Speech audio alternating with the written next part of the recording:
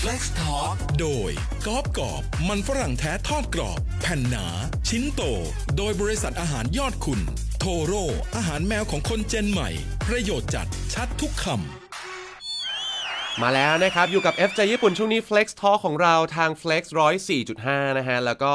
โซเชียลมีเดียไม่ว่าจะเป็น Facebook หรือว่า YouTube ที่ Flex Connect ก็ติดตามกันได้ทุกช่องทางเลยนะครับเดี๋ยววันนี้จะบอกว่าผมจะชวนทุกคนนะครับมาปาร์ตี้ด้วยกันกับแขกรับเชิญของเราในวันนี้2หนุ่มบอกเลยว่าเพิ่งบินกลับมาจากสิงคโปร์แบบสดๆร้อนๆเลยนะฮะแล้วก็เหมือนกับที่พวกเขาเคยบอกไว้เลยนะว่าการอยู่คนเดียวเวลาเจออะไรเนี่ยมันจะยากลำบากมันจะเป็นเรื่องที่ไม่ค่อยราบรื่นเท่าไหร่ยากไปหมดเลยนะฮะแต่พอทั้งคู่ได้มาอยู่ด้วยกันแล้วเนี่ยอะไรมันดูจะโฟลว์ไปหมดง่ายขึ้นแล้วก็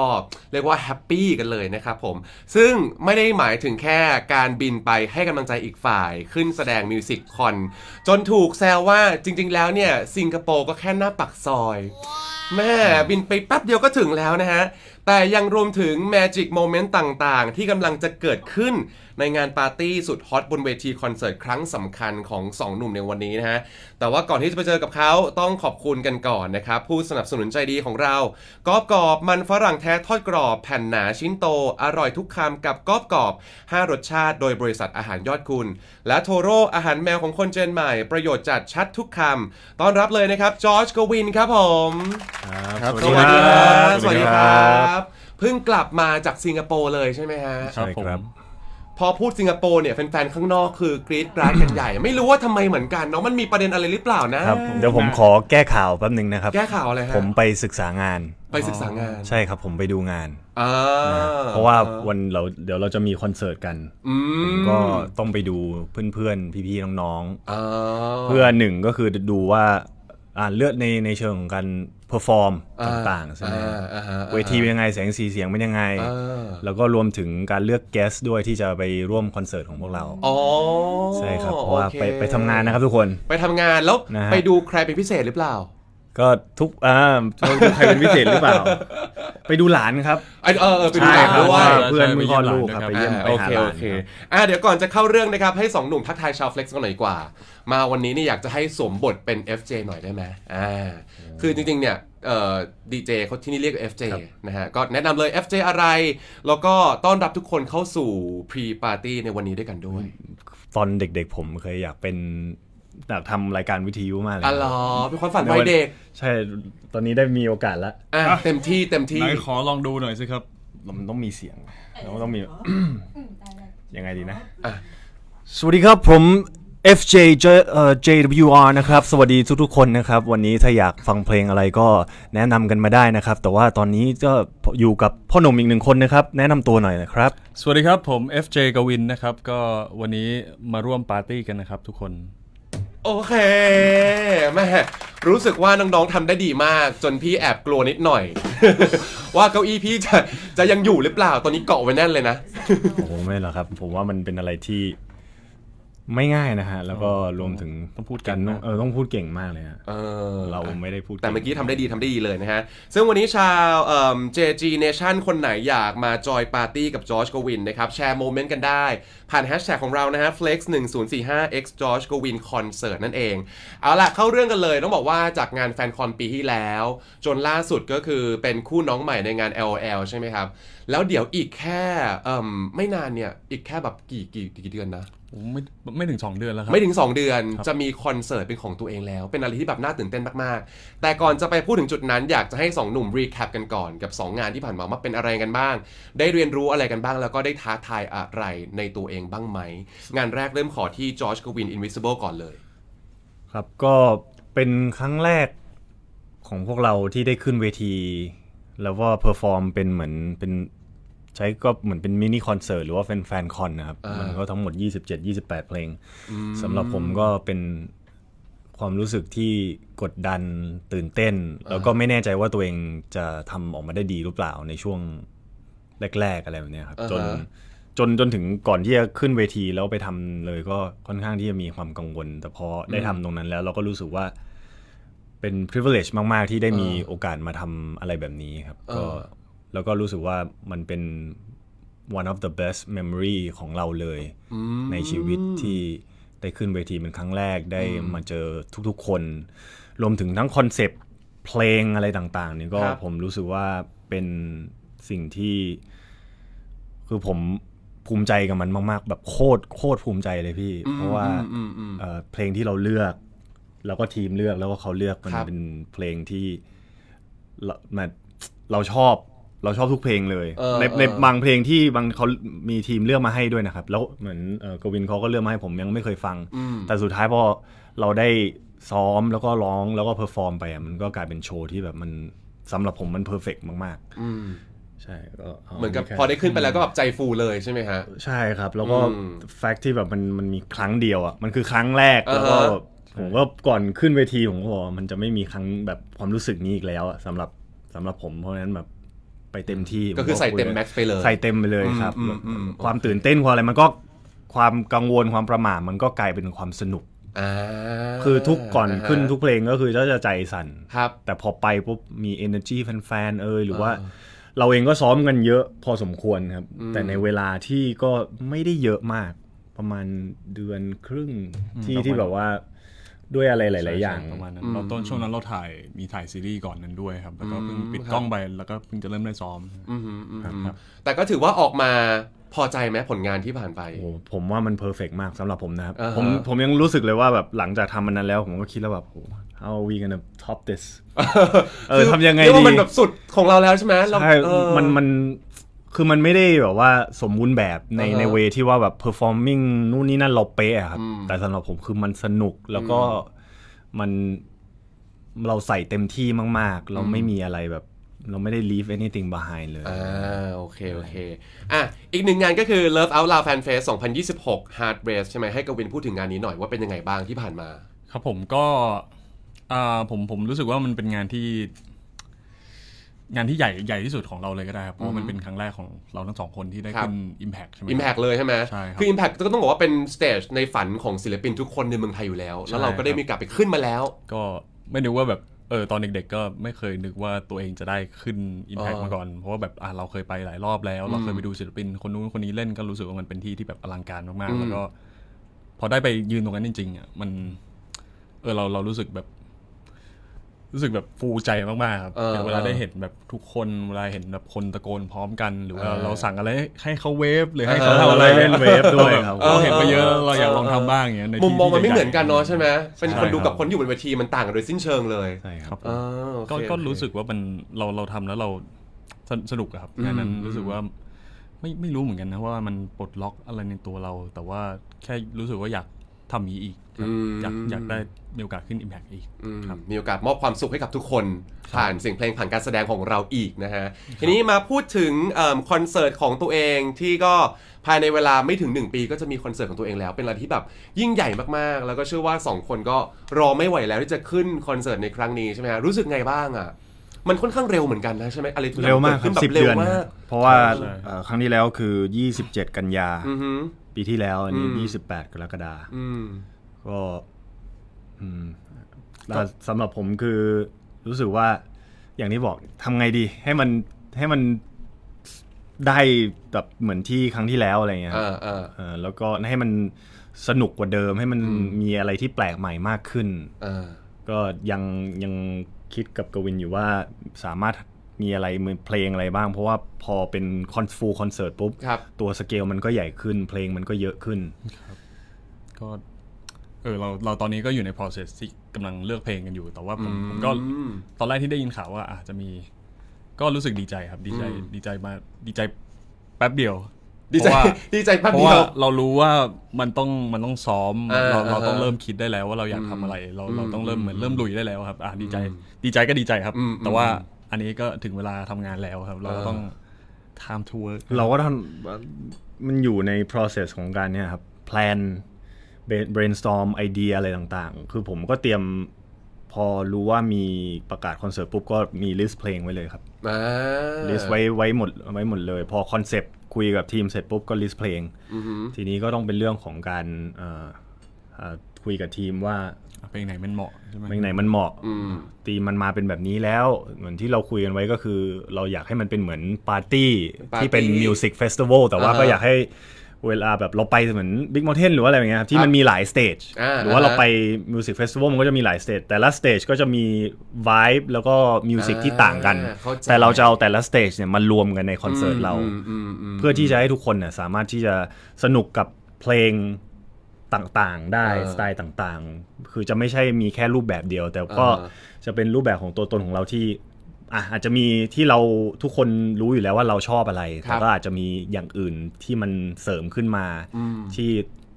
ผมกับกวินเองก็พยายามที่จะคุยกันว่ามีแนวไหนบ้างที่แฟนๆอาจจะอยากเห็นอะไรแบบนี้เป็นแบบอะไรใหม่ๆที่เราจะไม่เคยทำมาก่อนคนไทยไม่เคยเห็นมาก่อนใช่ไหมก็จะอยู่ในคอนเสิร์ตนี้แน่นอนครับอยากให้มันเห็นแล้วแบบมันเฟรชเป็นอะไรที่แบบดูแปลกตาดูเราไม่เคยทำมาก่อนอะไรเงี้ยโอเคทีนี้ต้องบอกว่าทันทีที่มีการปล่อย KV โปรโมทออกมา George Gavin Heat and Beat Concert ก็คือเป็นฟิลปาร์ตี้ริมหาดฟีลแบบจอยๆเลยใช่ไหมพอแฟนๆเขาเห็นน่ะคือเขาค่อนข้างที่จะหนักใจเครียดนะว่าเฮ้ยแล้ว reference ในการแต่งตัวไปคอนเสิร์ตครั้งนี้ที่จริงๆเนี่ยมันอยู่ใน Impact ในฮอลล์ที่มีแอร์หนาวๆแต่มันเป็นฟิลปาร์ตี้ฉันจะต้องแต่งตัวยังไงดีมีคำแนะนำไหมฮะใส่ชุดว่ายน้ำเหรอครับเดี๋ยวนะใส่ชุดว่ายน้ำไปเลยหรออาจจะยังไม่ได้ยูเนียนฮอลล์ค่อนข้างหนาวนะโดวินก็ผมรู้สึกว่าก็แค่อยากให้มันแต่งตัวที่เรามั่นใจครับแล้วก็อยากได้สีสันนิดนึงโอเคปาร์ตี้อย่างนี้กันถ้าคุณอยากจะมาปาร์ตี้กับพวกเราคุณจะแต่งตัวยังไงด้วยว่าถึงเราจะเป็นทีม Heat and Beat แต่ว่าเราอยู่ในห้องแอร์เนาะเดี๋ยวไม่อยากทุกคนป่วยเดี๋ยวจะไม่สบายกันก็อาจจะเป็นแบบว่าปาร์ตี้ที่แบบว่าเราอยากถ้าฉันจะมาปาร์ตี้เนี่ยจะเป็นยังไงแต่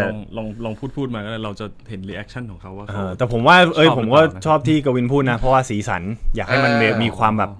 สดใสอะไรแบบนี้แต่งสีนีออนให้มันแสบตาให้มันพวกผมไปเลย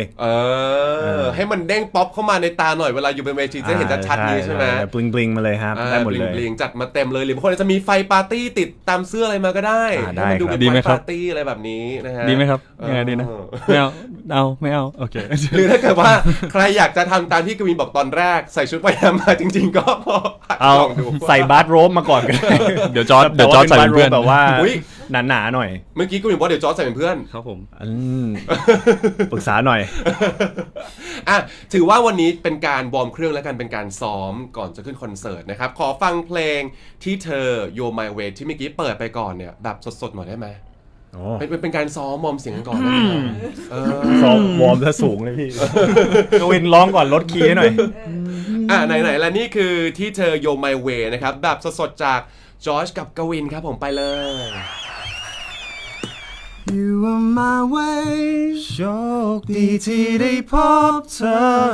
การเดินทางครั้งนี้เหมือนได้เจอ all the best time ถ้าหากวันนี้ไม่มีเธออยู่ฉันคงหลงทางขอบคุณเธอที่เข้ามา You're my way every mile with you love stay true อันนี้ลดให้กี่คีย์2วะน่าจะประมาณ2นะผมไม่แน่ใจเหมือนกันครับนี่คือลดจากออริจินอลมาแล้วใช่ครับเพราะความจริงมันจะสูงกว่านี้ใช่ไหมนี่ได้ข่าวว่าเพลงนี้ไม่ใช่เพลงประกอบซีรีส์แต่เป็นเพลงที่บอกเล่าความสัมพันธ์ของทั้งจอร์จแล้วก็กวินอย่างนั้นเลยใช่ไหมมันมีความหมายยังไงกับทั้งสองคนครับเพลงนี้ผมรู้สึกว่าอาจจะความสัมพันธ์เราก็เรื่องหนึ่งด้วยครับแต่ว่าเพลงนี้เวลาผมอยู่บนสเตจอะไรเงี้ยผมรู้สึกว่ามันเป็นการร้องแบบขอบคุณแฟนคลับด้วยครับที่เขาแบบเขาเดินทางมากับเราแล้วก็Every mile with you love stay true ก็ตามแบบผมรู้สึกว่าเนื้อเพลงมันค่อนข้างจะมันก็ straight forward เลยในตัวเนื้อเพลงใช่ไหมครับหลายๆครั้งตอนที่มีโอกาสได้คุยกับแฟนๆเวลาแฟนไซน์หรือว่าอะไรเนี่ยครับสิ่งหนึ่งที่เขาจะหลายครั้งที่ผมจะได้รับจากพวกเขาคือขอบคุณที่ทำให้เขาได้มารู้จักเราเพราะว่าพอเขาได้รู้จักเราทำให้รู้สึกว่าเขามีความสุขในวันที่เครียดในวันที่ทำงานแล้วเหนื่อยได้เห็นพวกเรา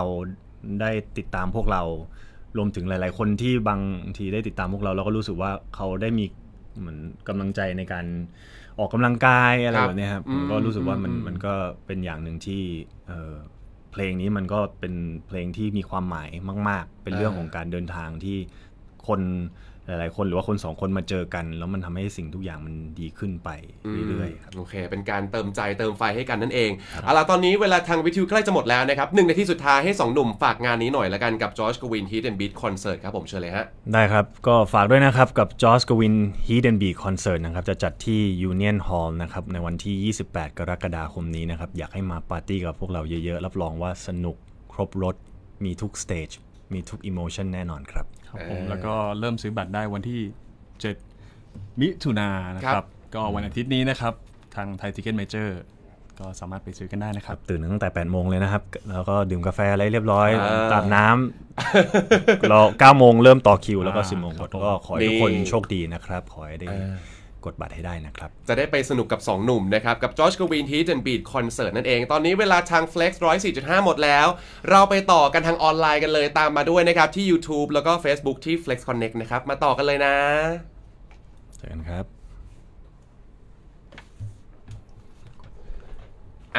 ยังอยู่กับเราต่อเนื่องนะครับตอนนี้ช่องทางออนไลน์ Facebook แล้วก็ YouTube ที่ Flex Connect ใครที่ดูอยู่วันนี้อยากแชร์โมเมนต์อะไรอย่าลืมนะฮะ #flex1045xgeorgegavin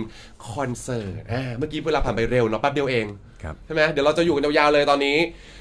มาต่อกันเลยคือพี่เชื่อว่าในคอนเสิร์ตนี้เนี่ยแฟนๆน่าจะอยากเห็นอะไรใหม่ๆที่เราสองคนไม่เคยทำมาก่อนเหมือนที่เมื่อกี้ก็จอร์จได้บอกไปนิดนึงแล้วแต่ทีนี้พี่อยากจะรู้ว่าจอร์จอยากจะเห็นกวินทำอะไรที่ไม่เคยทำมาก่อนแล้วก็กวินเนี่ยอยากจะเห็นจอร์จทำอะไรที่จอร์จไม่เคยทำมาก่อนลองบอกให้ฟังหน่อยได้ไหมคุณเคยเล่นละครเวทีไหมเคยไหมไม่เคยไปดูครับเพราะว่าเขาพูดอยู่ว่าเพิ่งพูดวันนี้ว่าอยากจะเล่นแบบทำเป็นมิวสิควลอะไรน่าสนใจเกินอยู่คิดอยู่แต่ว่าก็มีเพลงที่คิดไว้แล้วคิดว่ามันน่าจะเหมาะครับเป็นมิวสิควลต้องอย่างนี้ต้องเล่นดนตรีด้วยอะไรอย่างนี้ใช่ไหมใช่ใช่ก็เป็นการเล่าเรื่องอาจจะเป็นสร้างเป็นซีนเป็นซีนาริโอสักอย่างหนึ่งแล้วก็ให้ตัววิทยาเปิดเกริ่นก่อนแล้วก็เราก็มาเพอร์ฟอร์ม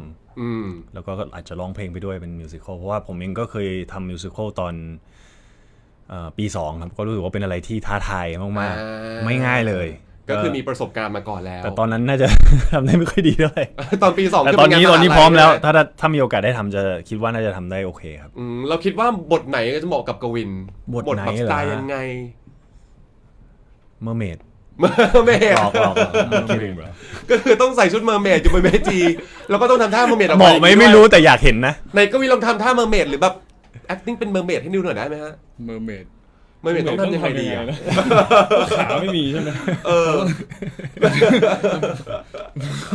Ariel มือต้องขึ้นมาได้ไหมมือต้องขึ้นมาอย่างนี้ได้ไหมหรือยังไงนี่อาจจะไม่ใช่เมอร์เมดแล้วอันนี้ไม่รู้เป็นอะไรเหมือนกันนะครับก็คือเป็นอะไรใหม่ๆที่ไม่เคยทำจึงลองทำดูครับผมคิดไม่ออกผมอยากเห็นกูอยากเห็นจอร์จทำอะไรผมอยากเห็นจอร์จทำท่าจุ๊บแมวกลางมินิสเตจครับอุ้ยทำท่าจุ๊บเหมี่ยวกลางมินิสเตจเราเล่นอันนี้คือเป็นชั่วโมงเอาคืนใช่ไหมเนี่ยจากเมื่อกี้ท่าเมอร์เมดไม่รู้เหมือนกันนะอยากเห็นเขาเล่นอยากเห็นเขาเล่นเปียโนบนสเตจคนเดียวเพราะพี่ได้ยินมาว่าก่อนหน้านี้เราก็ซื้อคีย์บอร์ดให้กับเขาใช่ป่ะทั้งที่เขาเองก็ยังเล่นไม่เป็นด้วยต้องซื้อของมันต้องมีก่อนครับถึงจะเล่นเป็นมันมี motivation อยู่ครับเพราะว่าตอน LL คือเขาคิดไว้แล้วว่าจะ1เพลงที่เขาอยากจะ perform ด้วยกันก็คือใจฉันตามเธอไปของยังโอมแล้วพอมันมีตัวเพลงให้เราฝึกก็รู้สึกว่ามันง่ายขึ้นโอเคก็อาจจะได้เห็นก็ลองดูว่าตัวเพลงที่เรา request ไปมีอันไหนที่มันเล่นเปียโนได้ไหมอะไรยังไงแล้วก็มันคงไม่ยากเกินความสามารถของเราว่าผมทำได้นี่พูดแล้วมันไม่ยากแค่นั้นมีเวลาอยู่2 เดือนมีเวลาซ้อมได้ให้กวินช่วยเป็นติวเตอร์ได้อยู่แล้วใช่ไหมล่ะเอาคีย์บอร์ดหรือไม่เปียโนพอไม่เอาเครื่องดนตรีอื่นสรุปคือมาหมดคีย์บอร์ดกีตาร์กลองอะไรมาหมดคือถ้ารู้จักกัน10 ปีผมก็มี10 เครื่องหรือเปล่าเครื่องปีละเครื่องกวินมีแพลนหรือยังว่าต่อไปซื้ออะไรให้ดีมีแผนไหมมีได้คิดไว้ล่วงหน้าไหมหรือว่าแค่นี้พอแล้วแหละก็เป็นเครื่องประดับมั้งไหมใส่โชว์ได้เลยไม่ต้องไปแบบไปเล่นอะไรเงี้ยเป็นเชคเกอร์ก็ได้ที่เขย่าเชคเกอร์ที่มันเป็นกลมๆ2 อันนี้เหรอเคยดูโอเอซิสแล้วแบบเขาแบบเล่นไปด้วยมันเท่ดีครับโอเคอันนี้มันดูเข้ากับเสื้อที่ใส่มาวันนี้อยู่นะ ดูเข้าอ เป็ ยู่ น นะ เป็นแบบบีช แบบเล่นไปด้วยแล้วก็ เออ ร้องไปด้วย ไม่แน่อาจจะมีแบบจริงๆผมว่าหนึ่งพอเป็นพูดถึงชายหาดอะเรเก้ก็เป็นอีกหนึ่งจันราที่น่าสนใจ แฟนๆเก็บเอาไว้นี่เขาค่อยๆแบบสปอยออกมาทีละอย่าง2อย่างแล้วนะต้องจดเอาไว้ด้วย ทีนี้คอนเซ็ปต์ของงาน Josh Gavin Heat and Beat Concert นะครับครั้งนี้ก็คือเป็น Heat ที่แปลว่าความร้อนแล้วก็ Beat ที่แปลว่าจังหวะใช่ไหม ใช่ครับ คือหลายๆคนอาจจะคิดว่าคำว่า Heat เนี่ยคือตัวของ Josh แล้วก็ Beat มาจากตัวกวินแต่จริงๆพี่คิดว่า2คำนี้เนี่ยมันก็คือ2คน ได้ครับ มาอยู่ใน2คำนี้ด้วย เป็นตัวตนของทั้ง2คนเลยก็เลยอยากจะทำความรู้จัก2หนุ่มนะครับผ่าน2คำนี้อยากรู้ว่าพวกคุณเนี่ยรู้จักกันดีแค่ไหน ขอเริ่มจากคำว่า heat ก่อนเลยheat ความร้อนแบบความเดือดอะไรพุ่งพล่านอย่างนี้เวลาที่อีกฝ่ายเขาจะเริ่มอารมณ์ร้อนขึ้นมาแล้วเราจะมีวิธียังไงทำให้เขาเนี่ยใจเย็นลงแบบคูลดาวน์ลงเราจะทำยังไง ครับก่อนไหม ได้ครับ ถ้ากวินกำลังเดือดเลย คิด ฮีทเลย โอ้โห คิดออกแล้วคิดออก ยากมากเลยครับ ผมยังไม่เคยเห็นกวินเดือดเลย เคย เลย อาจจะเคยแบบ เคยรู้ทีหลังว่าเหมือนดูเขาแบบมีอารมณ์เคืองๆอะไรแบบนี้นิดหน่อย แต่ว่าก็ไม่ได้เป็นคนที่ ออกมาแบบ ใช่ พรั่งพรูออก ผม มา ว่าก็เลยไม่รู้ว่าเขารู้สึกมากน้อยแค่ไหนแต่รู้แหละว่าเขาโกรธ อยู่ อะไรแบบเนี้ย เราจะทำยังไงดีให้เขาแบบใจเย็นลงหายโกรธ ก็ที่ตามเคยเห็นแค่ครั้ง2 ครั้งที่นึงก็แค่อยู่ข้างๆนิ่งๆเพราะว่าตอนที่รู้อ่ะคือเขาบอกว่าเขาแบบนิดนึงอะไรเงี้ย รู้สึกแบบรู้สึก ใช่ เรา ไหม ใช่แล้วเราก็แบบเหรอวะอะไรดูไม่ออก คือดูปกติธรรมดา เขาเป็นคนเก็บมากแบบ มากพี่ผมดูไม่ออกจริงๆก็แล้วเหมือนก็รู้สึกว่ามันไม่ได้แบบเขาไม่ได้แอคชั่นอะไรออกมาเยอะเราก็แค่อยู่เฉยๆแล้วก็ฟังว่ามันเกิดอะไรขึ้นอะไรเงี้ย แล้วหลัง ว่า จาก เขาดีลได้เรื่องนึงแล้วมันก็โอเคไม่มีปัญหาอะไร แล้วหลังจากที่เขาบอกเรามาเราได้มีจุดสังเกตไหมว่าเฮ้ยถ้าเขาเป็นประมาณนี้เนี่ยจะรู้สึกแล้วว่าเฮ้ยไม่ปกติละมีจุดสังเกตไหมถ้าอย่างนั้นเนื่องจากที่เขาเก็บอารมณ์ค่อนข้างจะเก่งพอสมควรถ้าเรื่องอารมณ์โมโหโกรธอ่ะมันไม่มีเลยครับผมว่ากวินเป็นคนที่ชิลมากจนแบบอะไรก็ไม่สามารถทำให้เขาโกรธได้อย่างนี้เขาบอกกันว่าชิลเกิน ใช่ไหม ใช่ ชิลเกินไปหรือเปล่าก็อาจจะเป็นเรื่องที่เขาแคร์มากๆเช่นเรื่องแบบการแบบเทคนิคอะไรที่อยู่บนเวทีที่แบบถ้ามันมีเกิดข้อผิดพลาดการซ้อมหรือว่าอะไรนิดหน่อยที่มันทำให้แบบ performance ของเขาแบบมันไอเนี่ยเพราะว่าเขาเป็นคนแคร์เรื่องแบบเรื่องนี้มากอะไรเงี้ยจริงจังเวลาทำงานใช่แต่ก็ส่วนใหญ่มันก็เป็นสิ่งที่เกิดขึ้นไปแล้วเขาก็ไม่ได้ผมก็รู้สึกว่าเขาเป็นคนที่จัดการอารมณ์ตัวเองได้ดีหมายถึงว่าก็ปล่อยผ่านได้แล้วก็ไม่เป็นคนแบบ hold on to emotion นั้นๆนะครับก็แค่แบบเหมือนเขาหลุดพูดให้ผมฟังว่าอ๋อจริงเหรออะไรเงี้ยแล้วเราก็เหมือนเขาได้ระบายแล้วก็โอเคแล้วผมว่าในตอนที่เขามาบอกผมอะผมว่าเขาก็คงแบบคอมไปเยอะแล้วแหละเพราะว่าน่าคิดว่าน่าจะเคลียร์กับตัวเองก่อนเป็นคนที่แบบถึงจะแบบโอเคแล้วก็ค่อยแชร์อะไรเงี้ยโอเคแล้วก็คอยอยู่ข้างๆเขาแค่นั้นคอยซัพพอร์ตไปนะครับผมโอเคแล้วก็วินแหละถ้าเกิดว่าจอร์จเขากำลังเดือดเลยเนี่ยเราจะมีวิธีทำยังไงให้เขารู้สึกแบบใจเย็นลงคามลงบ้างครับเคยเห็นไหม น่าจะบ่อยเหรอน่าจะบ่อยกว่าเขา ทำก็น่าจะบ่อยกว่ามันทำจุ๊บเหนียวครับ ทำจุ๊บเหนียวใส่นะครับก็จะเปลี่ยนจากโมโหกลายเป็นอะไรดีนะ เปลี่ยนจากโมโหเป็นอะไรดีฮะจอร์จก็จากประสบการณ์เหรอครับก็ในคำว่าจุ๊บเหมียวก็คือแบบเขาก็จะกวนๆครับก็มาไลท์นำเดอะมูเล่นมุกอะไรเงี้ยพยายามให้มันแบบไลท์เดอะมูดอะไรคือไม่ตลกนะพี่แต่มันก็ appreciate the effort อะเข้าใจป่ะโอเคคุณพยายามไม่ตลกนะตลกอะไรจุ๊บเหมียวจุ๊บเหนียวหน่อยครับแบบแต่มันก็ก็อย่างที่บอกมันคือ effort ที่เรารู้สึกว่าโอเคแล้วผมก็ไม่ได้เป็นคนที่โกรธแล้วก็ยึดติดอะผมก็แต่ก็ไม่จัดการตัวเองค่อนข้างไวไม่ได้เห็นเขาระเบิดอะไรเงี้ยเขาไม่ได้แบบเขาก็ควบคุมอารมณ์ตัวเองได้เหมือนกันแต่ไม่ได้แบบโวยวายอะไรถ้างั้นวันนี้พี่ขอดูเอฟเฟอร์ตของ2คนหน่อยได้ไหมเป็นเอฟเฟอร์ตคู่ยังไงครับก็คือจุ๊บเหมียวคู่ไม่ได้จริงพอจะมีโอกาสได้เห็นไหมไม่มีครับไม่มีหรอต้องมีโอกาสที่ special occasion จริง special occasion ใช่ครับ โอเคได้งั้นพี่จะรอดู special occasion วันนั้นนะฮะ ผมก็ไม่รู้เหมือนกันนะว่าวันไหนนะพี่ก็ขอบคุณที่รอครับ รอกันหน่อยนะครับ รอกันหน่อยนะแฟนๆทุกคนเดี๋ยวพี่จะรอเป็นเพื่อนโอเคไหมทุกคนอย่าเพิ่งหมดหวังนะนะครับผมเอามาอีกข้อหนึ่งนะครับอีกฝ่ายจะรู้สึกกดดันเมื่อตกอยู่ในสถานการณ์แบบไหน เมื่อเวลามีคนขอให้ทำจุ๊บเหมียวครับ เอาแล้วนี่ เขา ก็ จะ คือ รู้สึก เมื่อกี้เลย จะรู้สึกแบบนี้ ไม่กดดัน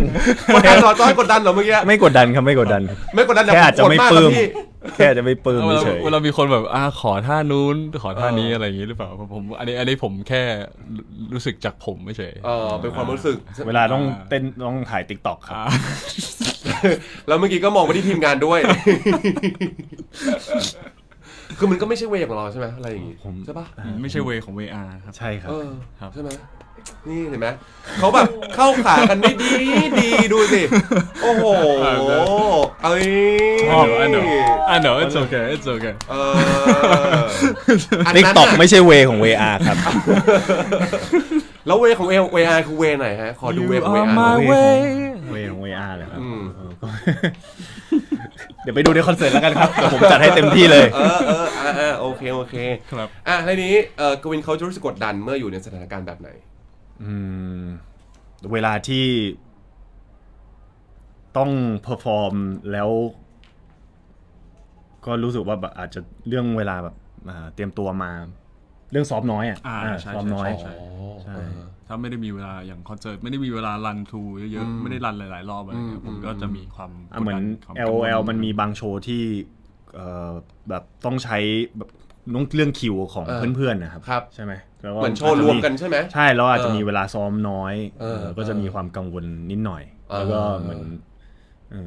แล้วก็มีตอนแฟนคอนที่ป่วย ใช่ ที่แบบเสียงอยู่ดีก็แบบหายไปอะไรเงี้ยครับใช่ขาสั่นแบบกระดิกไม่หยุดเลยเพราะว่าเรารันตรูแล้วก็เสียงมันเริ่มหายแล้วอาจจะเป็นด้วยว่าเราซ้อมกันเยอะมากๆแล้วก็พักผ่อนน้อย ใช่ช่วงนั้นแบบแล้วก็วันนั้นก็สโมกอะไรหลายๆแบบตัวไอ้ dry ice ใช่ครับผมเองก็ไม่รู้ไงเราเองก็ไม่รู้ว่ามันต้องไอ้นี่ก็จริงๆมันควรจะต้องใส่แมส ก็คือจริงๆแล้วมันก็มาจากเหตุผลที่ว่าอยากจะให้งานมันออกมาเพอร์เฟกที่สุด ใช่ครับ ใช่ครับก็ถ้าอย่างที่ผมบอกถ้าได้ซ้อมถ้าได้รันเยอะๆก็จะรู้สึกสบายใจ practice makes perfect อย่างที่เขาว่ากัน แล้วก็อาจจะเป็นเรื่องของต้องให้ความสำคัญกับการพักผ่อนมากขึ้นเพราะว่าซ้อมไม่ตายแต่ถ้าเราพักผ่อนไม่เต็มที่เราก็ recover ได้ไม่ดีแล้วก็ perform ได้ไม่ดีครับก็ต้องบาลานซ์ดีเนาะระหว่างการแบบพักผ่อนแล้วก็การซ้อมการทำงานต่างๆสำคัญมากๆเลยนะฮะอีกหนึ่งข้อนะครับจากมุมไหนของอีกฝ่ายที่รู้สึกว่า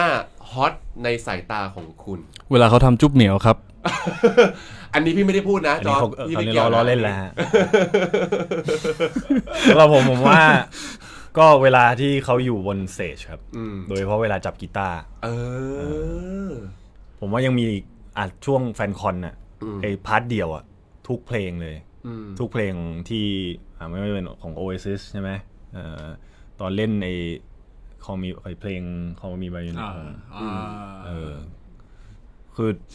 เทสในมิวสิกเขาค่อนข้างที่จะดีมากๆในเรื่องของ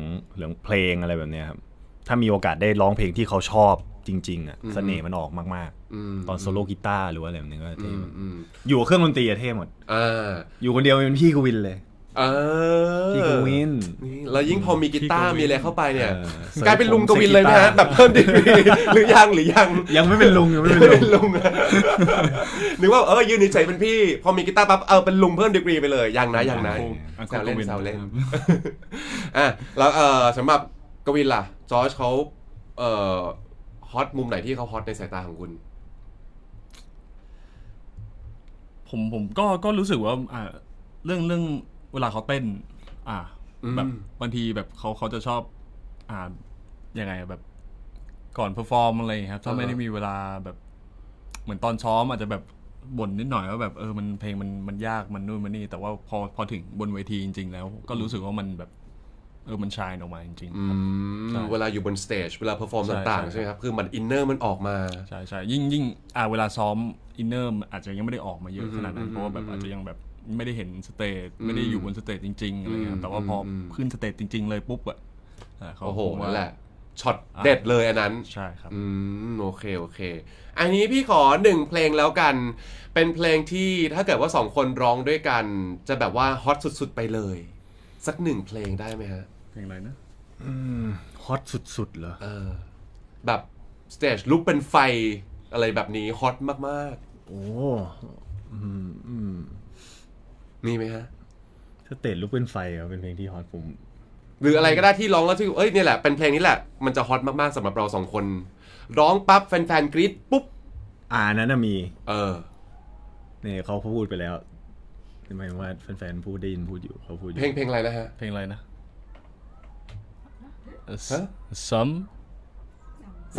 Summer ใช่ไหมครับ Summer ของใครฮะ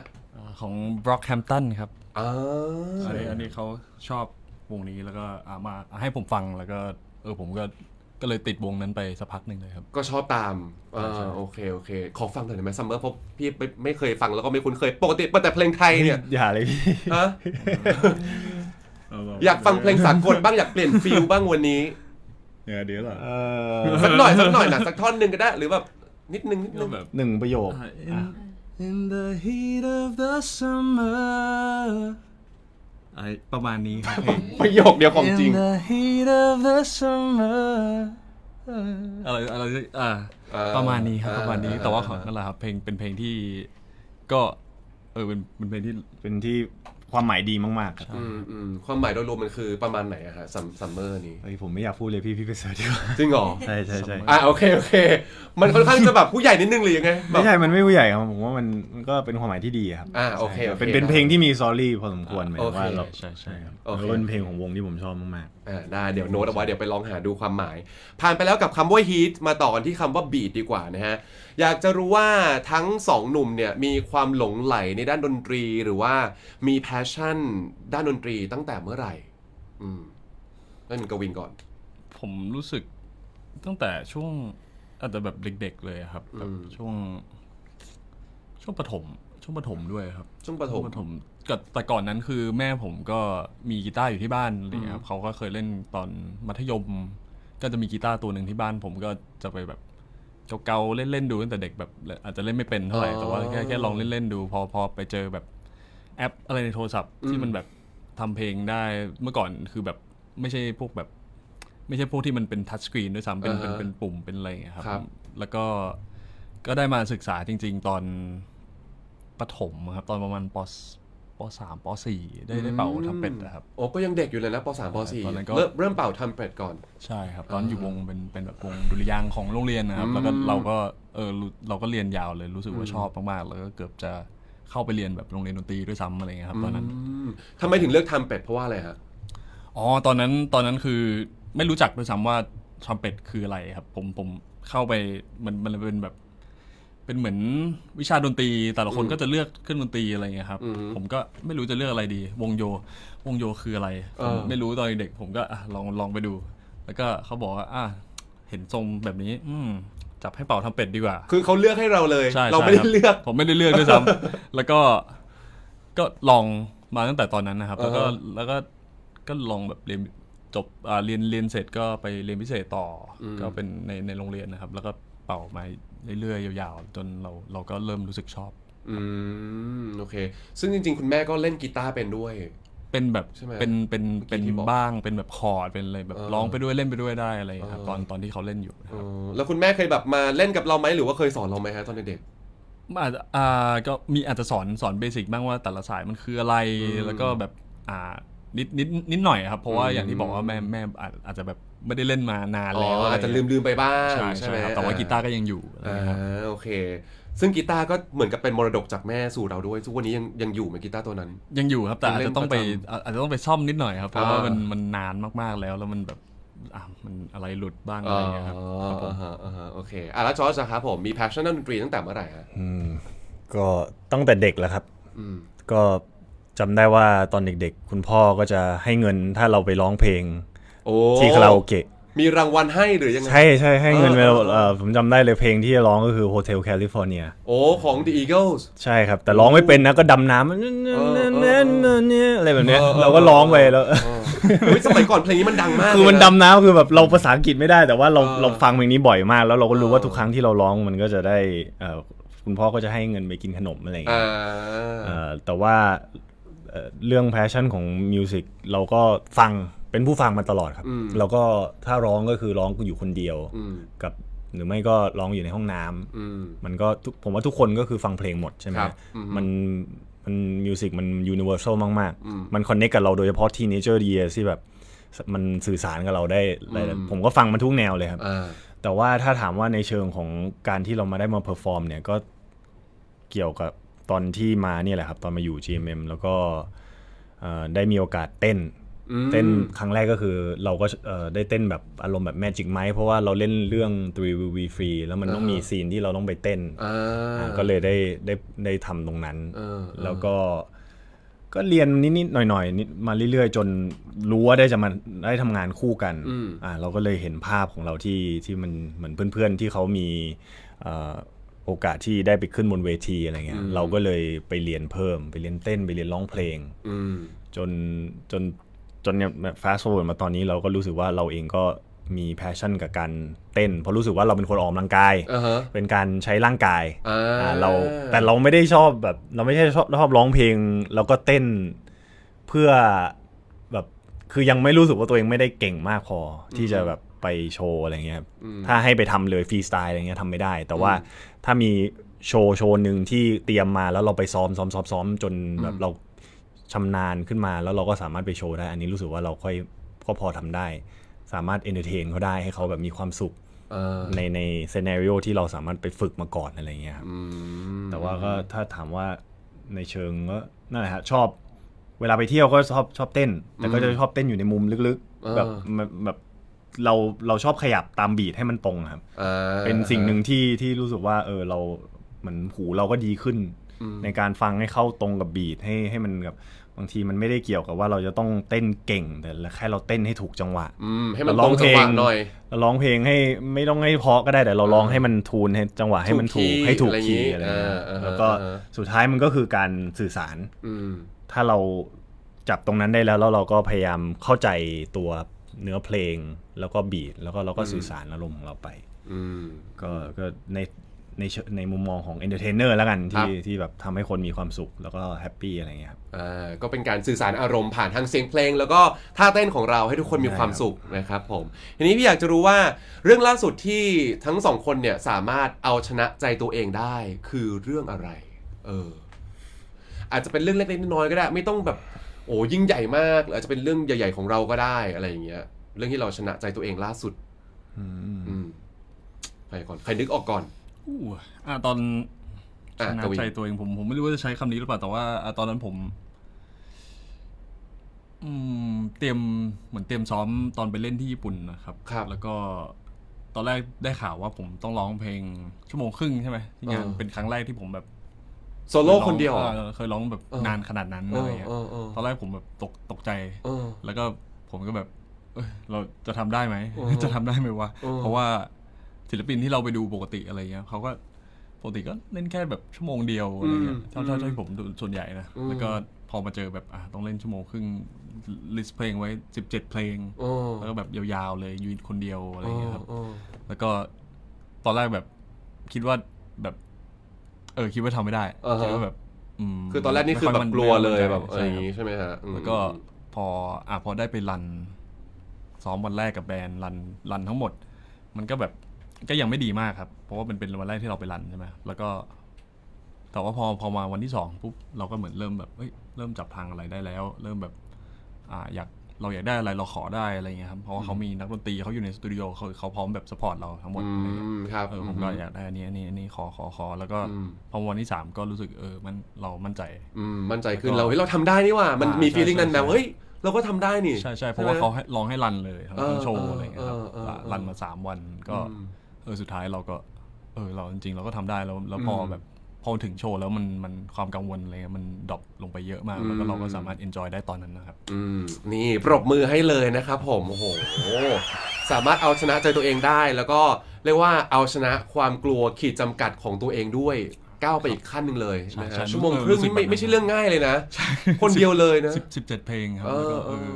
ก็ลองจับเวลาดูตอนแรก1 ชั่วโมง 8 นาทีผมลองจับเลยทั้งแบบไม่พูดอะไรเลยลองรันต่อๆแล้วก็ผมก็คราวนี้ความกังวลก็คือผมจะพูดอะไรอีก20นาทีผมจะพูดอะไรดี22นาทีเหลืออยู่ อันเนี้ย อันเนี้ย อาจจะยากกว่าร้องเพลง มากกว่าร้องเพลงครับ ที่สิงคโปร์5 นาทียังแบบ แล้วสุดท้ายได้จับเวลาไหมว่าโชว์จริงๆมันยาวเท่าไหร่ ก็ตอนสุดท้ายแล้วมันเป๊ะเลยครับตาม เป๊ะเลยเหรอ ตารางเลย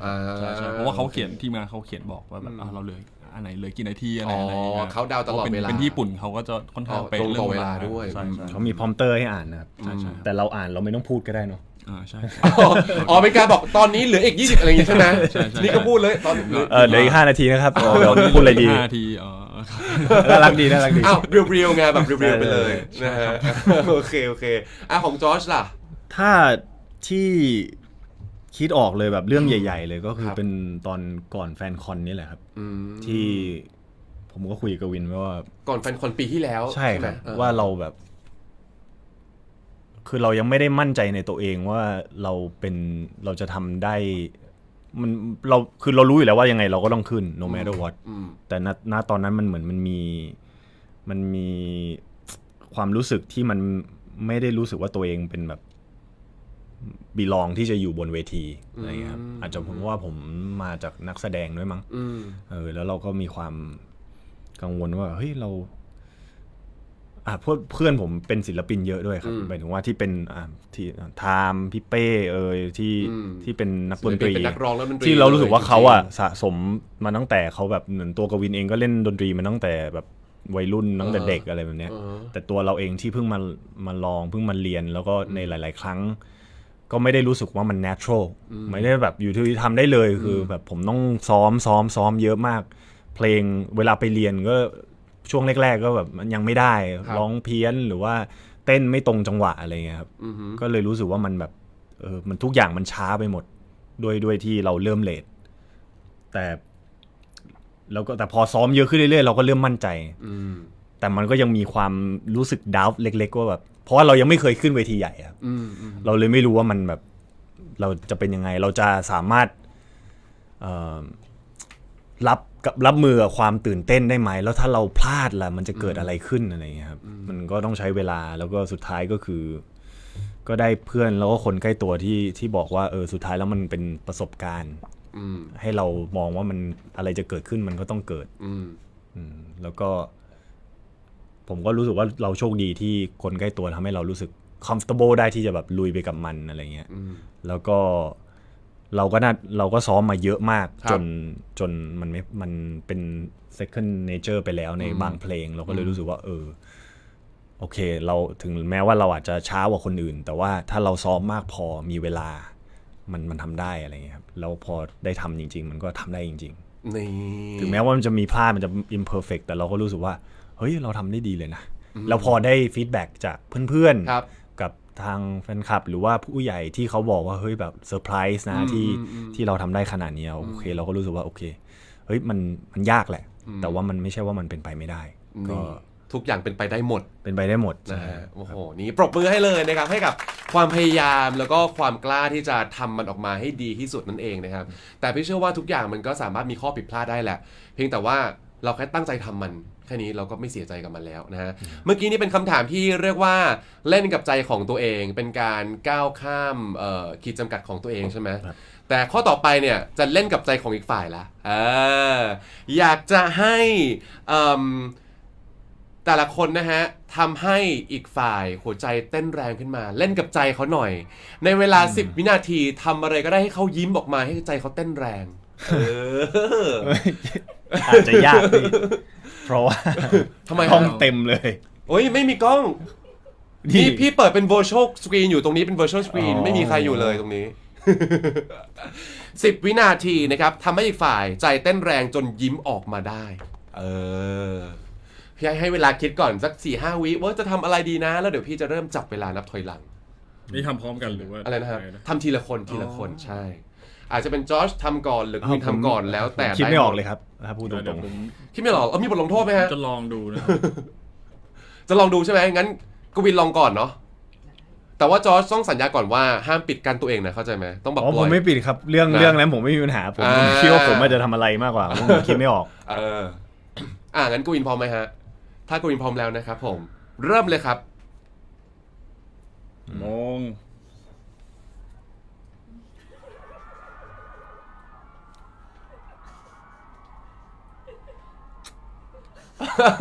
โอเค ทำให้ยิ้มแล้วกันเอ็นดู ทำให้ยิ้มในความเอ็นดูในความพยายามของเขา เอ็นดูในความพยายาม ใช่ไหมเออ ทำไมคุณถึงคิดว่ามันจะทำให้ผมแบบยิ้ม จนไม่ไหว คิดอะไรไม่ออกแล้วตอนนี้ ผมคิดอะไร ทำไปก่อนได้ไหม ทำไปก่อน ค่อยว่ากัน นี่คือผลอาจจะแบบยิ้มเล็กๆ พอมันมี ยิ้เล็ๆ กล้องมันมีอะไรมันยากพี่ผม เราเป็นนักแสดงอยู่แล้ว เราต้องคิดว่าไม่มีกล้องไงเหมือนกับเวลาเราทำงาน ได้ครับ ในนักแสดงมันก็มีบทไงนี่มันไม่มีมันไม่มีสคริปต์มันไม่มี อาจจะเป็นนักแสดงในชีวิตจริง อะไรแบบนี้ หรืออยากให้พี่ให้บทไหมล่ะ ไม่เป็นไรครับ งั้นเลยงั้นไหนจอร์จจะทำอะไรให้กวินยิ้มดี ให้เขาแต่พี่ว่าไม่น่ายากนะกวินดูเป็นคนยิ้มง่ายหรอ Small you remember that night that night เขาแค่พูดมาประโยคเดียวเขายิ้มเลยอ่ะ เรียบร้อย เกิดอะไรขึ้น ยิ้มแล้ คว รับแดดไนท์มีอะไรเกิดขึ้นครับแดดไนท์ that night มัน เกิดอะไรกับคืนนั้นขึ้นครับผม พี่มันจบแล้ว Nothing is possible มันผ่านไปแล้ว พี่เป็นพิธีกรพี่หน้าที่ก็ต้องถามมันมีอะไรอย่างงี้เผื่อแฟนเขาอยากรู้นะฮะ ต้องเก็บไปคิดเอาละกัน โอเค แชร์ไม่ได้จริง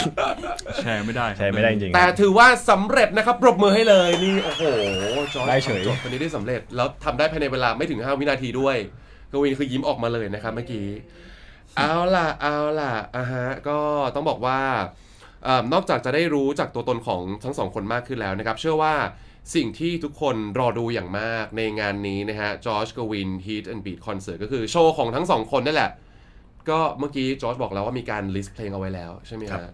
มีไว้กี่เพลงนะครับตอนนี้ ตอนนี้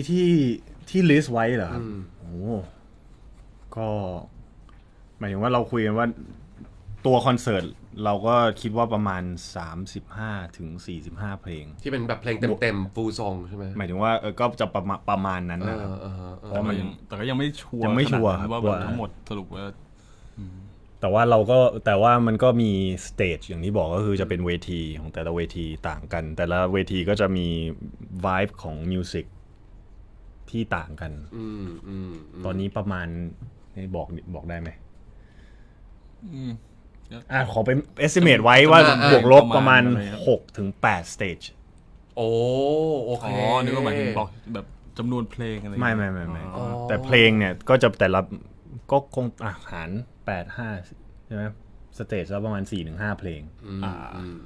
คือแบบจะเป็นสเตจที่มีความแตกต่างกันในสไตล์ของเพลงการ ในสายของเพลงโชว์ ใไหมฮะ vibe ต่างๆ อะไรแบบเนี้ยครับ และนี้ความชอบของแต่ละคนเนี่ยมันมีความเหมือนหรือความแตกต่างกันมากน้อยแค่ไหนในการที่จะ merge ทั้งสองคนเข้ามาอยู่ในคอนเสิร์ต ถ้าให้พูดตรงๆ ผมว่าต่างมากกว่าเหมือน ต่างมากกว่าเหมือน ใช่ครับ อย่างของจอร์จเป็นยังไง ของผมถ้าได้ดู Invincible Fan Con ก็จะรู้แล้วผมจะไป ครับ หนักไปทาง R&B Hip Hop Pop ที่ตอนที่ทำไว้ตัว Invincible Fan Con ครับของกวินเขาก็จะมีความเป็น ผมชอบแบบอาจจะมีถ้าที่ชอบจริงก็แบบพวก rock alternative อะไรเงี้ยครับ แบบสไตล์หนักๆอย่างนั้นเลย จะเป็นแนวก็ไม่ได้หนักมากอะไรครับแล้วแต่ว่าแบบไม่ล็อกที่พูดถึงก็ไม่ได้หมายถึงแบบไปขนาดแบบเมทัลหรือจะโยกหัวอะไรเงี้ยครับก็อาจจะแค่แบบไปถึงแค่แบบ Oasis อะไรเงี้ยถ้าพูดถึงความหนักอะไรเงี้ยครับอาจจะแบบ My Chemical Romance อะไรเงี้ยนิดหน่อยแต่ว่าจริงผมชอบทุกแนวอยู่แล้วครับแต่มันจะมีวงของแต่ละแนวที่ผมแบบชอบเป็นพิเศษแค่นั้นนะครับArctic Monkey แนวนั้นผมก็ชอบครับแล้วก็ประมาณนี้ครับมีทุกอย่างเลยแต่ของผมอาจจะค่อนข้างชัวร์ว่าหนักไปทางเพราะว่าผมถูก influence โดย American culture ค่อนข้างเยอะโดยเฉพาะ hip hop แล้วก็ผมแบบ NBA culture R&B อะไรเงี้ย2000 R&B 2010 แล้วก็มี EDM ด้วยเพราะว่าเราเองก็ EDM ด้วย ช่วงแบบ early 20s เราก็เล่นเราก็มีแบบได้ไปสังสรรค์ไปเที่ยวกับเพื่อน ช่วง early 2010 ผมว่าเป็นยุคทอง EDM แล้วก็มันเริ่มกลับมาแล้วนะครับ ครับ ก็รู้สึกว่าช่วงแบบAvicii David Guetta พวก Chainsmoker อะไรนะ Skrillex พวกนั้นก็เราก็ชอบมากเหมือนกัน ซึ่งเวลาเขามาเมืองไทยเราก็ได้ไปดูเขาตลอดไปแบบเสพ ช่วง งานเขา พัก ตล ห อ ลั ด งไม่อะครับ แต่ก็มีไปบ้างแบบเฟสติวัลเพราะว่าเพื่อนก็จะชวนไปตลอด เราก็ไปดูบ้างครับ แต่ถ้าถามว่าแบบดนตรีที่แบบเหมือนอินฟลูเอนซ์ตอนเด็กใช่ปะถ้าผมก็ส่วนใหญ่จะได้มาจากแบบพ่อแม่อะไรอย่างเงี้ยครับส่วนใหญ่เป็นเพลงสากลเก่าๆหมดเลยอันนี้2000ผมจะแบบพวกบีโธพวกแบบองค์เก่าๆเลยครับแบบ60 70 80เลยครับแม่ผมจะเป็นโฟล์คพ่อผมจะเป็นแบบสายล็อกนิดหนึ่งก็อะไรประมาณพีเตอร์พอลแมรี่กาฟังโกพอไซมอนแบบอะไรเก่าๆเริ่มดีฟแล้วตอนนี้ ใช่ดีมากครับ เริ่มแบบนี่ผมพี่คือใครบ้างนะตอนนี้ ผมก็ไม่รู้จักเลยพี่ รู้จักแค่ The Beatles ก็เขาเจออเมริกาก็เยอะเหมือนกันครับเพราะว่าพ่อผมก็อยู่ที่นู่นแล้วเขาก็เปิดพังตอนเด็กผมอยู่ในรถอะไรอย่างเงี้ยครับซึ่งเราก็ได้แบบว่าซึมซับมาตลอดเวลาตั้งแต่เด็กๆเลยนะ อีโก้อย่างเงี้ยก็ไปดูตอนที่เขามาไทยไปดูด้วยโอเคงั้นก็ในคอนเสิร์ตนี้จะได้เห็นแนวเพลงทั้งจากทั้งสองคนที่ชอบแหละมาอยู่บนเวทีนี้แน่นอนนะฮะทีนี้มันก็จะมีหลายๆเพลงแน่นอนที่จะหยิบมาร้องแล้วก็อาจจะหยิบขึ้นมาเซอร์ไพรส์แฟนๆในคอนเสิร์ตครั้งนี้นะครับแต่พี่อยากรู้ว่าเพลงบอกความในใจที่อยากร้องให้อีกฝ่ายฟังเนี่ยคือเพลงอะไรเพลงบอกความในใจอาจจะแบบสมมติอยู่ในงานปาร์ตี้ใช่ไหมอยู่ในปาร์ตี้คอนเสิร์ตปาร์ตี้ครั้งนี้แล้วมันใกล้จะจบคอนเสิร์ตปาร์ตี้แล้วเราต้องเลือกหนึ่งเพลงขึ้นมา ร้องให้เขาอะไรอย่างงี้ Hands touching hands, reaching out, touching me, touching you. เคยฟังไหม Sweet Caroline. เคยได้ยินอยู่ Good พี่ก็ deep times เกินไป never สำหรับผม seem เคยได้ยิน so ครับ good, so good. เพลงจะเป็นเพลงแบบหลังปาร์ตี้จบแบบที่ถ้าเป็นที่อเมริกาอะไรเขาจะแซวๆกันว่าแบบชอบเปิดเพลงนี้แต่ว่าก็อาจจะแบบดูเหมือนเล่นมุกต่อเพลงก็เป็นการ find joy and comfort in the other person อะไรอย่างเงี้ยครับเป็นการแบบที่เราแบบรู้สึกอยู่กับคนแล้วเราสบายใจเรารู้สึก joy ครับโอเคแล้วจอร์จล่ะครับจอร์จนี่เมื่อกี้เขามาเร็วมากเลยนะถามปุ๊บเขาร้องปั๊บเลยมันคือเพลงที่อยากร้องให้ฝ่ายตอนปาร์ตี้จบเนี่ยใช่ผมไม่ร้องเพลงเลยพี่เอาเป็นเปิดฟังได้ไหมหรือเอาเป็นเพลงอะไรก็ได้เพลงอะไรที่อยู่ในหัวที่อยากจะให้เขาเปิดให้เขาฟังก็ได้เพลงอะไรตอนแบงค์เลย I keep dancing on my own มีไหมหรือถ้าเกิดว่ามันใกล้จบปาร์ตี้แล้วเราอยากทำอะไรกับเขาดิเปลี่ยนก็ได้เป็นโจทย์เลยก็ได้ถ้าเกิดนึกเพลงไม่ออกไปต่อชอบไปต่อพี่มันต้องอย่างนี้ไปเพราะว่าไหนๆก็ออกแล้วก็ต้องเลยป้ายตอนไหนดีโบอะไรเงี้ยไปไหนต่อดีใช่ไหนๆก็อยู่แล้วแล้วถ้าเขาชวนไปต่อเราจะไปต่อเขาไหมฮะผมก็ไม่น่าเหลือนะครับไม่น่าเหลือเขาชวนขนาดนี้แล้วปกติผมอาจจะเป็นคนต่อไหมไปไหนดีแบบอันนี้แบบพอแล้วพรุ่งนี้ต้องตื่นมาเล่นฟิตเนสคือปกติกวินจะเป็นคนชวนเขาต่อก็ใช่ประมาณนั้นครับอันนี้สลับกันแล้วก็เลยถ้าอันนี้ชวนเมื่อไหร่ต้องรีบเลยต้องไปละนี่โอเคผมอาจจะเป็นคนชวนชวนตอนเริ่มว่าเฮ้ยมีที่นี่ไปไหมก็สลับกันชวนแล้วแต่ว่าไอ้ชวนอยู่ต่อเนี่ยไม่ใช่ผมแน่นอนเพราะตีหนึ่งผมหาวแล้วเที่ยงคืนนี่ผมหาวแล้วแต่นี้เขาเป็นสายแบบว่าดูคืนเป็น night person ใช่ไหมล่ะก็เลยแบบชอบเป็นนกคู่ครับเป็นนกคู่โอเคนะครับตอนนี้มาถึงช่วงท้ายของปาร์ตี้ในวันนี้แล้วจริงๆนะฮะเพราะเวลาใกล้จะหมดแล้วด้วยนะครับผมอย่างที่ทั้งคู่เคยบอกว่าต่างฝ่ายต่างก็เป็นความสบายใจของกันและกันนะครับแล้วก็ทำให้ทุกคนได้เห็นแล้วว่ามันเป็นอย่างนั้นจริงๆเพราะว่าเวลาที่คุณอยู่ด้วยกันเนี่ยเคมีมันได้คุณรู้สึกแบบเหมือนรีแลกซ์แล้วก็เหมือนเปิดใจให้กันคุยอะไรก็คือแบบคุยได้เปิดอกกันเลยทั้งสองคนนะฮะมีเรื่องอะไรที่พวกคุณเนี่ยยังเซอร์ไพรส์ทุกครั้งเวลาที่อีกฝ่ายทำบ้างไหมทุกครั้งที่เขาทำจุ๊บเหมียวครับ เอาอีกแล้วนี่วันนี้กวินเขาปล่อยไม่เลิกนะอ่าทุกครั้ง เวลาเขาเล่นอย่างเวลาเขาเล่นอะไรแบบตลกอะตลกแบบหลุดๆที่เราไม่คิดว่าเขาจะเล่นอะไรอย่างไอคอนเสิร์ต LOL อย่างเงี้ยครับเห็นที่เขาแบบจังหวะที่เขาถอดแว่นออกมาอะไรเงี้ยอันนั้นผมรู้สึกก็น่าจะเซอร์ไพรส์กันหมดเลยนะไม่ใช่แค่ผมนะครับ ก่อนจะนิ่งพี่ก็ซิ่งมาก่อน เอ้ยเอาแล้วมาด้วยน้ำเสียงนิ่งๆ ไม่เชื่อไปดูที่ต่อฟุตปิ้นได้เต็มไปหมดเลย ในตอนนี้มันหาง่ายขนาดนั้นเลยเหรอฮะจอร์จ มันอินเทอร์เน็ตอะพี่ once you're in มันมีใช่ไหม อยู่ในโลกอินเทอร์เน็ตมันก็ไม่มีวันไปไหนแล้วครับ แล้วตอนนี้พี่หยุดซิ่งยังฮะ ตอนนี้กลับมาซิ่งแล้วครับ เอาเลยกลับมาซิ่งแล้ว กลับมา ด้วย บ้างแล้วแต่โอกาสครับอยากสร้างรอยยิ้มให้ทุกๆคนครับ โอเคก็คือเป็นอะไรที่เขาแบบว่าเล่นมุกตลกเนาะทำให้เราแบบเซอร์ไพรส์ตลอดเวลาไม่คิดว่าเขาจะเล่นอะไรอย่างเงี้ยใช่ครับแล้วจอร์จนะครับ ก็โมเมนต์ที่บางทีที่เขานานๆทีกวินจะทำตัวน่ารักแบบน่ารักเลยอ่ะนานๆทีครับนานๆทีเนาะแต่มันจะเป็นโมเมนต์ที่แบบ natural มากแล้วก็ไปบังคับเขาไม่ได้นี่พูดดักคอพี่เลยเนี่ยอย่างเงี้ยผมนึกไม่ออกเหมือนกันตอบพี่คิดมาก่อนหรือเปล่าไม่ก็รู้สึกว่ามันบางมุมแต่ไม่แน่ว่าคนอื่นอ่ะจะไม่ได้มองว่ามันน่ารักไงโอเคหรือว่ากวนๆอะไรเงี้ย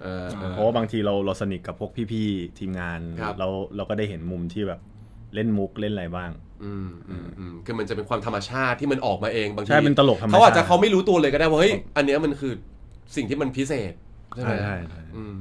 โอเคนะฮะแล้วทั้งสองคนมีเป้าหมายที่อยากทำร่วมกันต่อจากนี้ไปอะไรยังไงบ้างนอกเหนือจากแบบคอนเสิร์ตที่มันจะเกิดขึ้นมีเป้าหมายว่าจะทำให้เขาทำจุ๊บเหมียวให้ได้นะครับใช่ไหมพอแล้วจุ๊บเหมียวแล้วไม่เอาแล้ว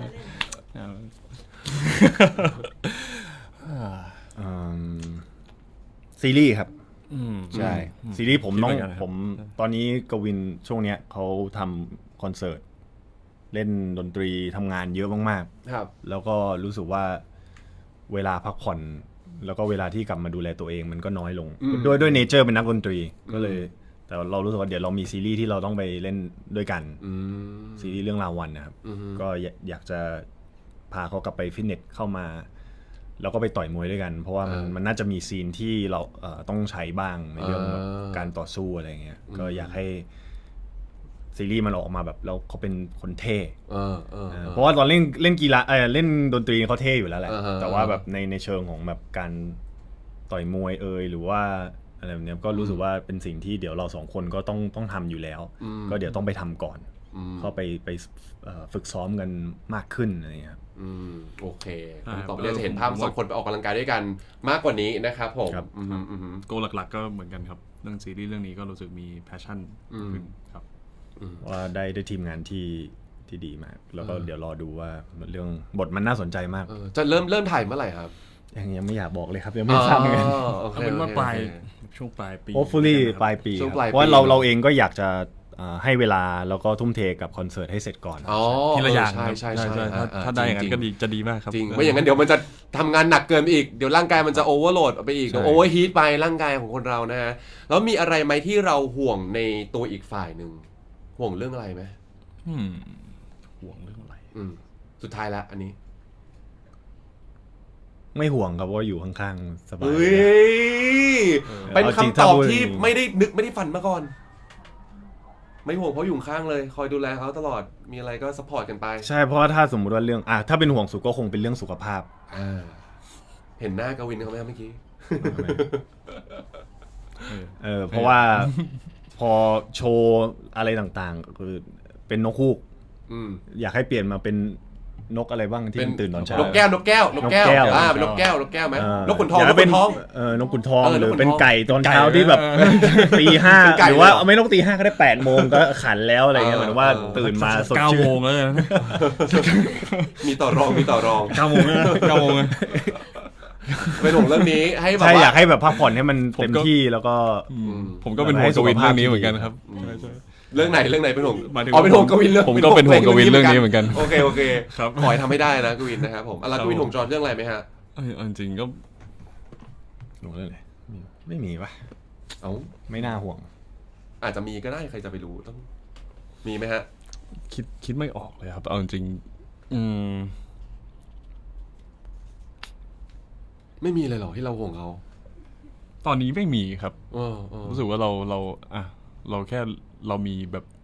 มีโกที่อยากทำด้วยกันมีงานที่อยากทำด้วยกันอะไรอย่างเงี้ยครับก็รู้แล้วว่าเขาเป็นคนแบบตั้งใจแล้วก็พยายามก็ไม่ได้รู้สึกว่าห่วงอะไรใช่ครับ เรียกว่าเป็นคนที่เหมือนกับว่ามีเป้าหมายที่ชัดเจน แล้วก็ลงมือทำได้จริงใช่ไหมฮะแล้วก็ทำออกมาให้มันดีก็เลยไม่ต้องเป็นห่วงอะไรด้วย รู้สึกไม่ได้ห่วง ครับผม โอเคอ่ะสุดท้ายแล้วฝากผลงานให้กับแฟนๆหน่อยละกันนะครับไม่ว่าอะไรก็ตามต่างๆนานาที่เรากำลังจะมีในอนาคตให้กับแฟนๆได้ติดตามกันเชิญเลยครับ ก็ฝาก 2 เรื่องครับ อย่างแรกเลยก็คือจอร์จกวินฮีดแอนด์บีคอนเสิร์ตนะครับก็เดี๋ยวจะเริ่มขายบัตรแล้วนะครับวันอาทิตย์ที่ 7 นี้เวลา 10 โมงทางไทยทิกเก็ตเมเจอร์นะครับออนไลน์แล้วก็วันจันทร์ที่ 8 ทางทุกช่องทางของไทยทิกเก็ตเมเจอร์ครับแล้วก็ซีรีส์ของพวกเรารามวันก็ดูทีเซอร์วนไปก่อนนะฮะ เดี๋ยวเรื่องถ่ายอะไรก็เดี๋ยวค่อยเป็นเรื่องของอนาคตอีกทีหนึ่ง เขาไปซ้อมก่อนนะครับ เดี๋ยวผมขอไปปั้นร่างทองก่อนร่างทองจอร์จกวิน December อะไรประมาณนี้ร่างทองจอร์จกวินใช่ครับ โอเค ผมเองก็ต้องไปปั้นร่างทองของผมเหมือนกันนี่รอติดตามได้เลยนะครับผมทั้ง2เรื่องนะครับฝากไว้ด้วยสำหรับแฟนๆทุกคนเลยแต่ยังไงอย่าลืมไปจองบัตรกันด้วยนะครับผมเริ่มก็คือเดี๋ยวมันจะจองบัตรวันที่7มิถุนายนเอาอาทิตย์นี้แล้วเนาะใช่ไหม ใช่ครับวันอาทิตย์ วี นี้ คนี้แล้วนะฮะอย่างที่จอร์จบอกไปว่าตื่นขึ้นมา 7-8 โมงได้เลยรอนะฮะแล้วก็ตั้งนาฬิกาเลยไว้ reminder เข้าไว้นะฮะแล้วก็ไปกดจองบัตรกันได้ขอให้โชคดีได้บัตรกันครบทุกคนเลยนะครับก่อนจะไปนะฮะให้ทั้ง2หนุ่มเนี่ยส่งจุ๊บให้กับแฟนๆในกล้องหน่อยละกันนี่กล้องนี้เลยจุ๊บอะไรก็ได้นะครับผมแล้วเดี๋ยวเราจะได้ลากันแบบว่าฟินๆเลยวันนี้นะครับผม1 2 3เชิญเลยโอเคลาไปก่อนแล้วนะครับจอร์จกวินนะฮะขอบคุณนะครับที่มาวันนี้ขอบคุณนะครับ ขอบคุณมาก ขอบ ครับ ครับสวัสดีครั ขอบคุณครับ บ ไปแล้ว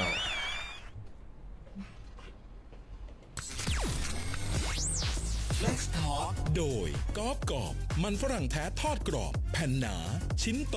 อร่อยทุกคำกับกอล์ฟกรอบ5รสชาติโดยบริษัทอาหารยอดคุณโทโร่อาหารแมวของคนเจนใหม่ประโยชน์จัดชัดทุกคำ